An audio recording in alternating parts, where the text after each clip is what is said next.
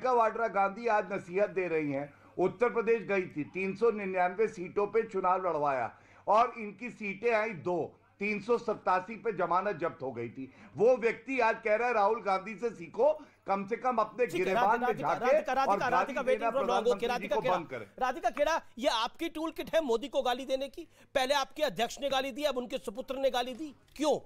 लगातार उन्होंने गाली थोड़ी होती है जो खड़गे जी ने बोला कि गाली क्या होती है, नालायक गाली है, नालायक गाली होती है। जो नालायक क्यों बोला जाता है, आप देखिए यहाँ पे बात हो रही है, ये नालायक बेटा की बात होती है, गाली थोड़ी होती है।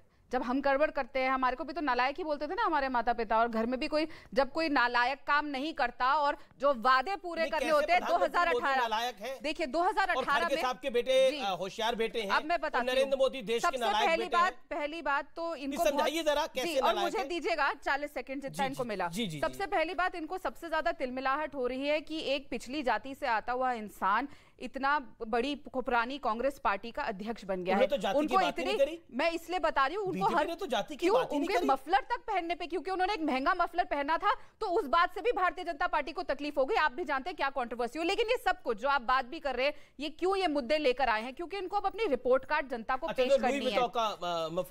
जी देखिए, ये तो गलत बात है ना, मतलब कोई पहन नहीं सकता, सिर्फ मोदी जी पहनेंगे 20 लाख का चश्मा।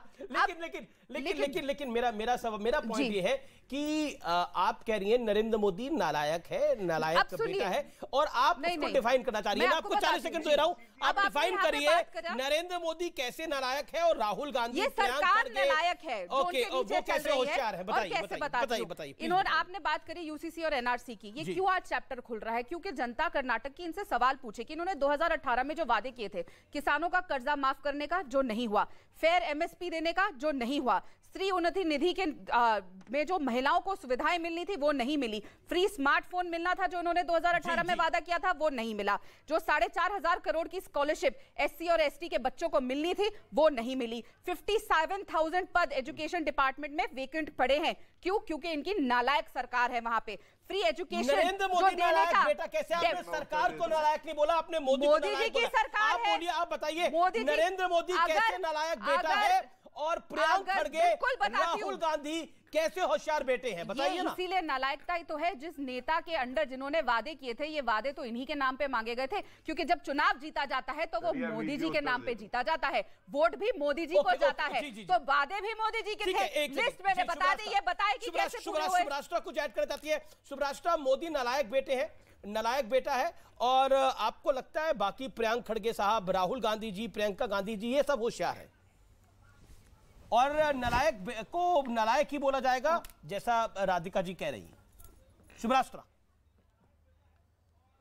आमिर जी, मैं चाहूं तो पलटवार इसी भाषा में कर सकती हूं, लेकिन मैं वो करूंगी नहीं।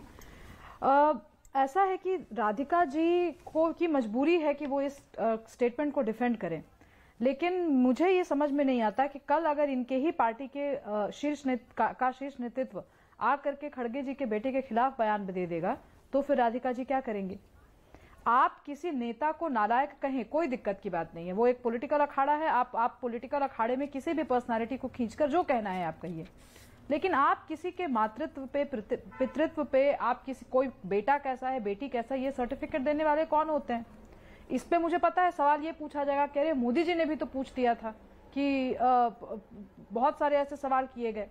बात ये नहीं है आमिर जी, बात ये है कि जिस तरीके से विपक्ष के पास मुद्दा विहीन, एक तरीके से कहा जाए कि मुद्दा विहीन एजेंडा है, और उस एजेंडे के तहत ये हर तीसरे दिन कुछ न कुछ बोलते हैं। ज्यादा समय नहीं हुआ था कि खड़गे जी के बोल बिगड़े थे और खड़गे जी को बिल्कुल सामने आकर जनता के सामने माफी मांगनी पड़ी थी। आज उनके बेटे ये कह रहे हैं, तो कहने का मतलब ये कि उनके बेटे को भी नालायक कहा जा सकता है कि जो अपने पिता से नहीं सीखा, जिसने अपने पिता की माफी से नहीं सीखा, उसको हम लायक बोले या नालायक बोले। और मैं तो इसी क्रम में मैं आगे जोड़ना चाहती हूं कि वो व्यक्ति जो कि अपने परिवार की पूरी विरासत को धता बताते हुए भूल गया कि अमेठी उसकी अपनी कॉन्स्टिट्यूएंसी भी है, हार गया, वो कितना लायक है या कितना नालायक है, ये तो देश की जनता भी जानती है। लेकिन वही है ना कि अब मैं राहुल गांधी को एक नालायक सांसद कह सकती हूँ, मैं राहुल गांधी को एक बेवकूफ नेता कह सकती हूँ, लेकिन क्या मैं राहुल गांधी को एक बेवकूफ पुत्र बोलूं? क्या मैं उनको नालायक किसी पुत्र को बोलूं? बोलना है, ये सर्टिफिकेट वेंडिंग अथॉरिटी में नहीं ये मुझे लगता नहीं। ओके ओके, लेकिन कलीमुल हाफिज, यहाँ पर लायक और नालायक की बात हो रही है, तो आपको लगता है कि मोदी नालायक है और बाकी सब होशियार है? कलीमुल हाफिज। देखिए, मैं सिर्फ इतना ही कहूंगा कि जो देश को आगे ले जाए वो लायकवर है और जो पीछे ले जाए वो नालायक है। अब देश को कितने आगे लेके जा रहे हैं मोदी जी, कितने पीछे लेके जा रहे हैं, ये भी देश जानता है। अगर ये ध्रुवीकरण ना करें, अगर ये यूसीसी की बात और ये बात चुनाव के एन मौके पे ना करें तो ये इलेक्शन ना जीत पाए। तो ये इनकी संविधान के दायरे में ही कर रही है बीजेपी। तो सवाल मैं पर्सनल उस पर नहीं जाता। हाँ, मतलब बिल्कुल लायक नहीं है। बिल्कुल हमारे प्रधानमंत्री जो हैं वो बिल्कुल देश का भट्टाधार कर रहे हैं। देश में जो सामाजिक सद्भाव था, जो देश की जो अकलियतें थी, वो जो अपने आप को गौरवान्वित महसूस करती थी, आज वो डरा हुआ महसूस करती हैं।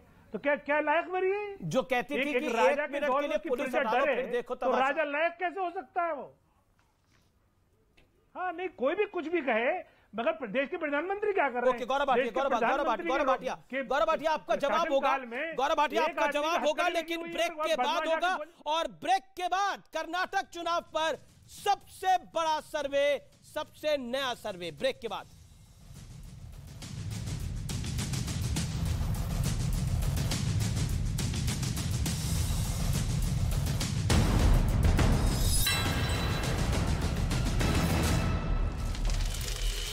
तस्करी के जरिए हथियार मंगवाए थे। अवतार से